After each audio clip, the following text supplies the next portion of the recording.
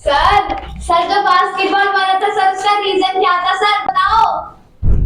Sir जी मेरे को भी बता दो। चलो पहले ये देखते हैं कि बास्केटबॉल वाला जो हमने लास्ट टाइम अपना एक एक्सपेरिमेंट करा था वो क्या था। अब कुछ बच्चे नए भी हैं इनमें जिनको पता नहीं था कि हुआ क्या था। ठीक है, देखते हैं इसमें।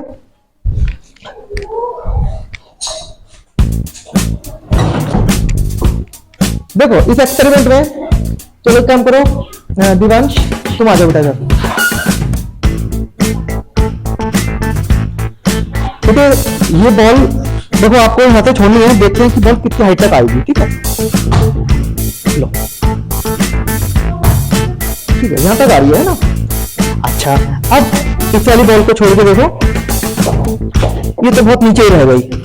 ठीक है, यानी कि हमने छोड़ा इसको, और अगर इसको फेंकते हैं तब भी वो इसी तक आ रही है। देखो एक बार फेंक के, तुमने जोर से फेंका लेकिन तब भी यहां तक आ रही है।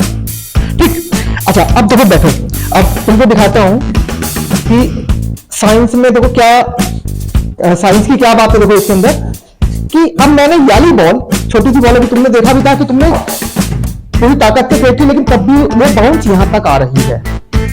अब क्या करते हैं, मैं बॉल को इसके ऊपर रखता हूं और देखो क्या होगा इसमें, ध्यान से देखना इसमें।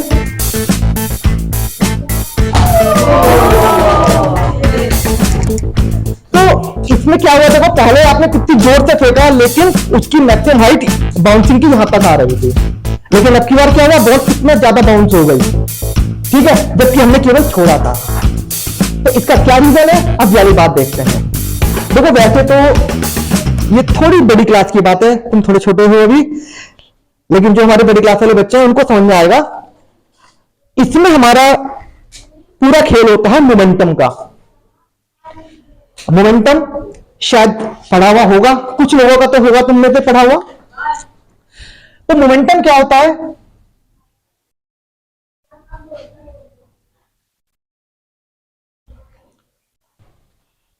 तो मोमेंटम का पूरा इसमें फिजिक्स का हमारा रोल है। मोमेंटम होता है mass into velocity.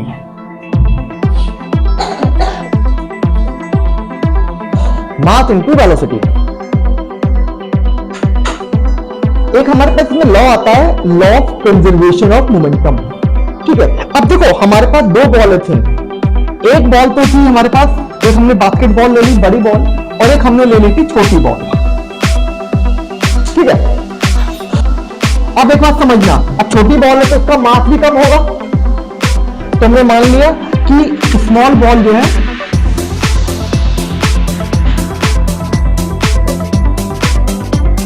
Small mass ball का मास हमारा m, और जो लार्जर बॉल है, बड़ी बॉल है यानी बास्केटबॉल है, वो हमने मान लिया लगभग कि वो उससे 10 टाइम्स ज्यादा भारी है। केवल 10 टाइम्स ले लिया हमने, हो सकता है और भी ज्यादा भारी हो, तो 10 टाइम्स।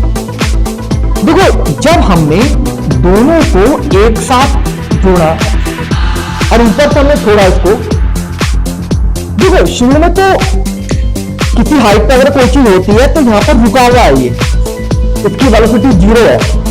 जब छोड़ेंगे तो ग्रेविटी के कारण ये नीचे की तरफ आएगी और इसकी स्पीड बढ़ती चली जाती है।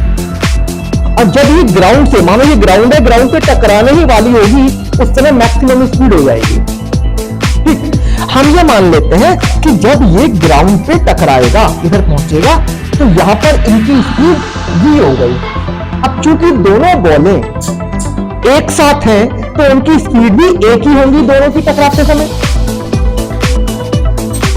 तो जब वो स्ट्राइक करते हैं उस तरह का हम उनका अगर मोमेंटम देखें,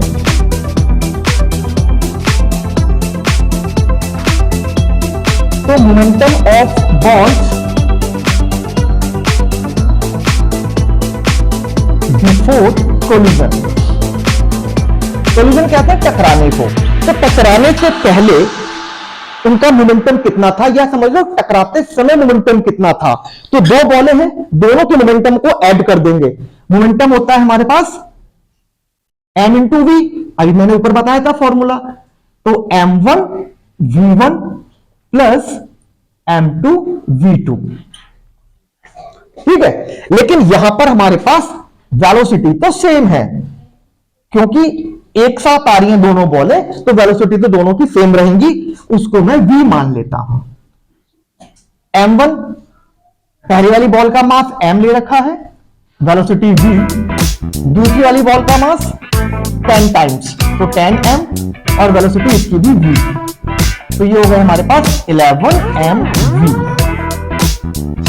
क्लियर बात? ये 11mv हो गया। अब देखो, law of conservation of momentum यहां पे अप्लाई होगा। Law of conservation of momentum ये कहता है कि किसी भी सिस्टम का मोमेंटम जितना टकराने से पहले था, टकराने के बाद भी उतना ही रहता है। ठीक, तो टकराने से पहले कितना था? इतना। अब टकराने के बाद क्या होगा? वेलोसिटी बदल जाएगी।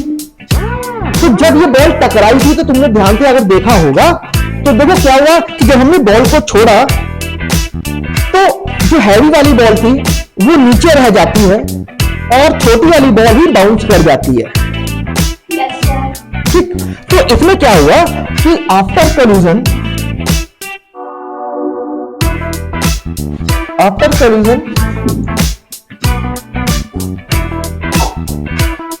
वेलोसिटी ऑफ स्मॉल बॉल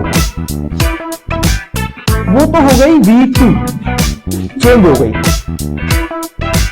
या हम इसको v3 बोल देते हैं, v3 हो गया। और वेलोसिटी ऑफ लार्जर बॉल, जो बड़ी वाली बॉल है, उसकी वेलोसिटी हमने 0 ले ली। देखो, ये हम इलास्टिक कोलिजन लेके चलते हैं, इसमें हम ये मान के चलते हैं कि पूरा का पूरा मोमेंटम ट्रांसफर हो गया है। तो अब आफ्टर कोलिजन इनका मोमेंटम कितना हो जाएगा? तो मोमेंटम आफ्टर कोलिजन कितना हुआ? फॉर्मूला आपने लगा दिया, मास m1 और वेलोसिटी v3 हो गई इसकी, और ये m2, और ये हमारा 0 हो गया था हमारा लार्जर वाली बॉल का। तो मैं डायरेक्ट 0 ही ले लेता हूं इसको, तो ये 0 हो जाएगा, और ये हमारे पास m इंटू v3 रह जाएगा। ठीक, अब यहां पे लॉ लगाते हैं। लॉ ये कहता है जितना टकराने से पहले का मोमेंटम था उतना ही बाद में रहता है, तो दोनों को बराबर रख दो। तो बराबर रखते हैं, तो यहां पे लिख देते हैं according to law of conservation of momentum. तो कंजर्वेशन ऑफ मोमेंटम क्या कहता था भाई? पहले का मोमेंटम बराबर बाद का मोमेंटम। तो बाद में मोमेंटम कितना हो गया? mv3, और पहले था 11mv। m से m कैंसिल हो जाएगा, तो जो v3 है वो हो जाएगा 11v के इक्वल। 11v के इक्वल। इसका मतलब छोटी वाली बॉल की जो वेलोसिटी है वो पहले वाली वेलोसिटी का 11 टाइम्स हो गया।